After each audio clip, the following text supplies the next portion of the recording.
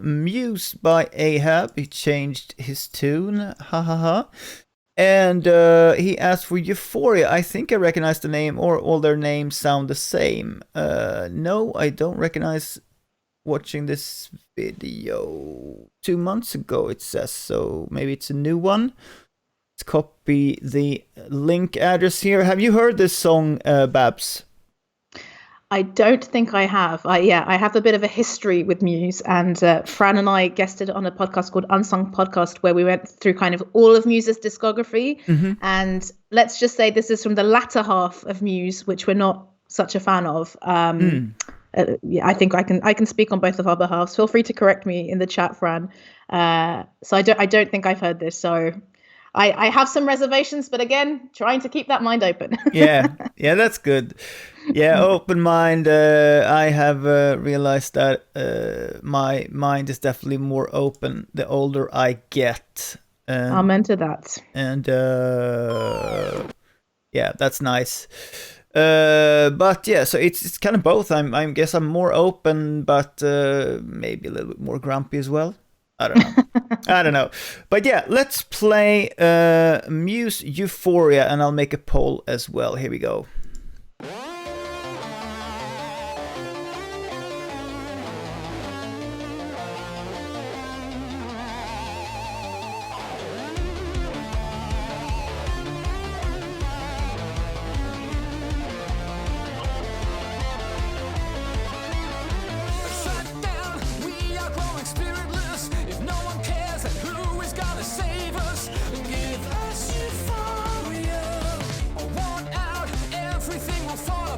Sound advice, nice.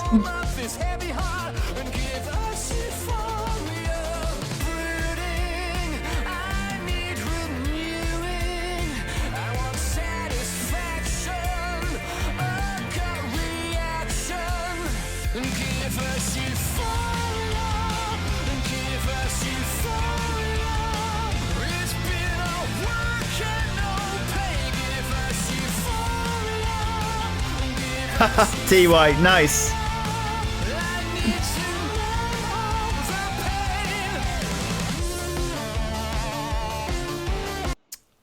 Yeah, I agree with TY. When it started, I thought, okay, I might like this more than I thought, because it sounds quite like Knights of Sidonia, which I don't know if you know, Dan. Yeah, I reacted to it, I think, but I all Muse songs except one melt together into one for me. I can't separate them. Yeah, I think I'm with Ty, who's saying this actually sounds like a Muse parody. Apart from the beginning, I thought the beginning was quite strong, and it had that Muse kind of motif of the arpeggiated little synth background. Oh, wait, it's too slick and tight. Yeah, it's lagging a little bit here. Let's see. Okay, we're back. Yes, continue, please. I was just saying that the production sounds a bit too slick and tight for me. Muse's sound post 2006, as Fran said, it's gone much more commercial and stadium rock, and I do find it difficult to forgive him for that. But the beginning was strong. Let's see how it develops and whether it changes. Yeah. To me, again, it sounds like every other Muse song that I've heard, and again, I've never listened to Muse before I started this stream, so it's like, I have no real history with Muse. Let's see. Eretuyo Grtar. Very hard to pronounce, but welcome. Welcome to the stream. Yeah, so I don't really have a... I don't know how to say it. Yeah, I don't really have a love for Muse, but there's one song that I've loved a lot, and it's of course a new one that Babs probably hates, but it's called Compliance. I love that song. But I haven't heard that yet. No, with Muse, they were alongside Radiohead basically my favorite band as a teenager. Yeah, I get you. And yeah, the first 3 albums I think are basically perfect. The 4th one, I would say half of it is perfect. And then kind of every time I've tried to listen to any Muse after then, it just, it breaks my heart a little bit. But I'm happy that such a kind of out there band is popular, I wouldn't say they're not your average commercial band, and they are absolutely incredible live. I think I would still go and see them live even if they just played their newer stuff, because they are it's a real show. Yeah. Cool. All right, let's continue. Let's see what more they have in the Euphoria bag. Here we go.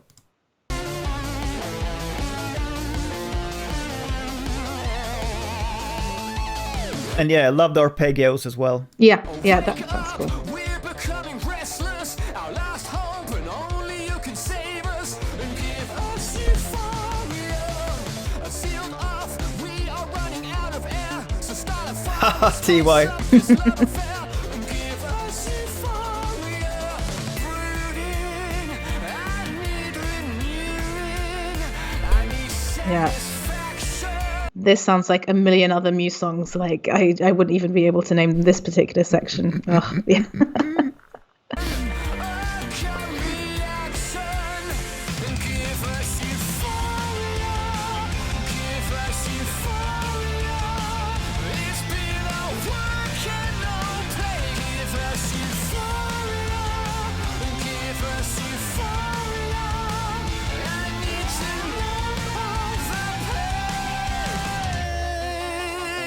Us, it's lagging again, and we continue now.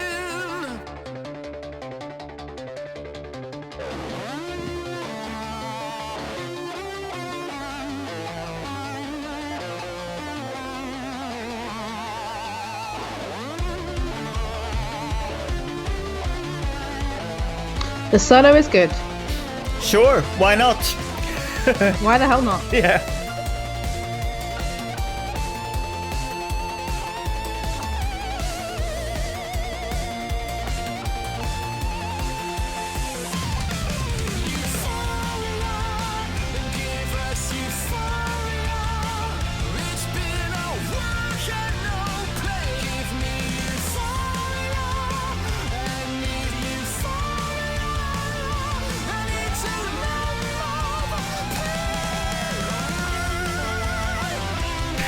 TY.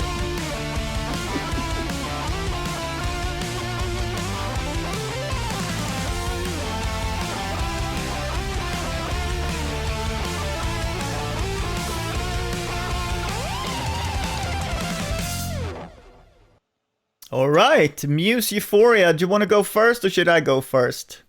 You go first, Daniel. All right. Okay, so you guys bopped this 71%. Cool and the gang. Let me see. What should I do with this? Yeah, I guess it's not too bad. I guess it's like a 7.3 or something for me, so I'll bop it. And now it's Shiny Happy People playing. And yeah, I think, yeah, to me it sounds like all the other Muse songs that I've heard. I'm not into their chord progressions, and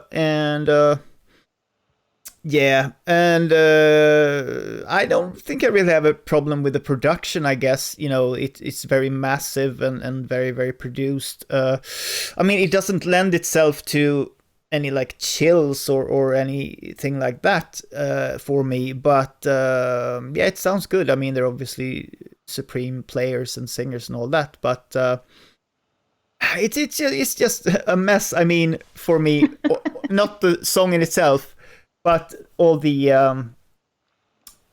songs. The way that it's constructed, right? Yeah, that's the thing. I can understand that as a critique. No, I mean, yeah. The songs, they blend together. That's what I mean. Not this song in particular, but the songs, all the different songs. It's just the same type of chord progressions all the time, and now we're lagging again. So not really my thing, but still pretty good. So yeah, there we go. Let us know if you have anything else to add there, Babs. Well, yeah, I will say for me, unfortunately, it's a flop. I did enjoy parts of it more than I thought. Oh, can you hear me? Yeah, I can. I'm still lagging. But like I said, I enjoyed the solo. Not the end of the solo though, when it went with the drums, and I thought, oh god, yeah, this is more stadium rock. If we're talking about Euphoria, I much prefer the Sweden Eurovision winner Loreen Euphoria to this. Nice. Yeah, and what would you give it out of a 10? I would give it a 4 out of 10. 4 to 10. Wow. Yeah. Sorry, Matt. That's Okay. I did like Matt's jumper in the music video though, and I did enjoy the fact that it's obviously a massive song, or super massive, as Fran is saying in the chat. yeah. But it's a very simple video, and they were wearing very lovely clothes. So Yeah. bop on the outfits. Okay, cool. And do you think, I mean, okay, let's say you'd never heard Muse in your life. I mean, maybe it's impossible to think that way, but if you had never heard them in your life and you didn't have the history of really loving them as as a teen, if you just heard the song for the first time, would you be as harsh? Would you still give it just the 4, you think? I don't think I would be as harsh, but stadium rock vibes, however they come, with arpeggios or synths or otherwise, it's not my cup of tea. Yeah. So yeah, it just hurts, it just hurts when I'm sure you've had that, right, Danny, where a band that you really like suddenly takes a different direction, then you feel so betrayed because it was your band and they had their sound. Yeah, that you liked. I think I've actually been that band to some people, so so I know both sides of it. Chat, guys. Yeah, exactly. Darius, welcome to the stream. Yeah. I had that with some band. I mean, I have definitely gotten over bands, but I don't think because of a change of sound, maybe more that I sort of got tired of them. I was a huge Red Hot Chili Peppers fan, then I saw them live, and then I wasn't interested anymore. Not because it was bad or anything, but it just didn't. Same with Oasis. I know you don't like Oasis, but I used to love Oasis. I still do love Oasis, but I was a super fan, and then I saw them live, and then it's just like died off. So that's very interesting. I think there's been very few. Arctic Monkeys actually might be a band that when I saw them live, I then lost interest a little bit because in part it was when they started to get massive. But on the other hand, it was because I think they just played the songs exactly like on the album with no interaction with the audience, and it was just a bit boring, really. Yeah. You want something extra on stage. I'm not saying I'm the most interesting person to see live, but as a live goer, I mean, and again, I think we talked about it on your podcast coming out tomorrow. I think for me, wait, where did your presentation go? Is it not up? What's happening here? Guest. There we go. What was I saying? We're talking about bands that you lose interest in, and you said that you discussed on the podcast this possibly. We discussed a lot of bands on the podcast, so if you want to find out, you have to tune in tomorrow. That's true. Yeah. I will say that Red Hot Chili Peppers is a band that we discussed this season of our podcast as well. We had a special guest on, Matthew Crosby, who is a British comedian, and it was quite entertaining because I wouldn't think that I'm a big Red Hot Chili Peppers fan, but I was really defending them against Matthew and Fran. But none of us had seen them live. So okay, on that front we can't really comment, but it sounds like maybe it's not such a positive experience. Oh no, I mean it was good. The thing is, both Red Hot Chili Peppers and Oasis were good live. Oasis wasn't that good live, to be honest. I think he had bad, voice day or something. But I did not peg you as an Red Hot Chili Peppers fan. Honestly, there are a few bands, and we've discussed them on the podcast, where I don't want to like them, right? Because it doesn't fit with my ethos.